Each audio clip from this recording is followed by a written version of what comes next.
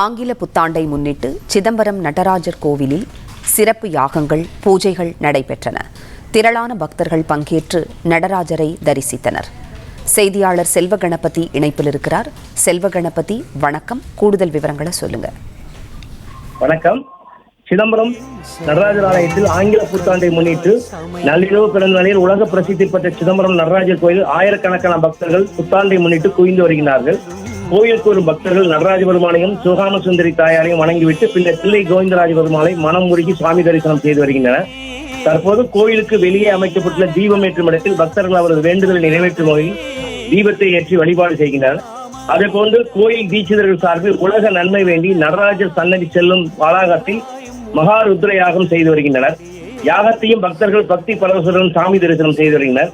புத்தாண்டு என்பதாலும் தொடர் விடுமுறை என்பதாலும் குடும்பமாக கோயிலுக்கு பக்தர்கள் அதிகரித்து வருவதால் கோயில்கள் முழுவதும் மனிதர்களின் தலைகளாக காட்சியளிக்கிறது.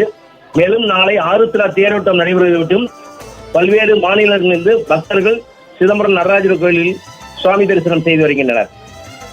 பிளே ஸ்டோர் மற்றும் ஆப் ஸ்டோரில் இருந்து பாலிமர் செயலியை QR கோடு மூலம் பதிவிறக்கம் செய்யுங்கள். செய்திகளை உடனுக்குடன் பெறுங்கள்.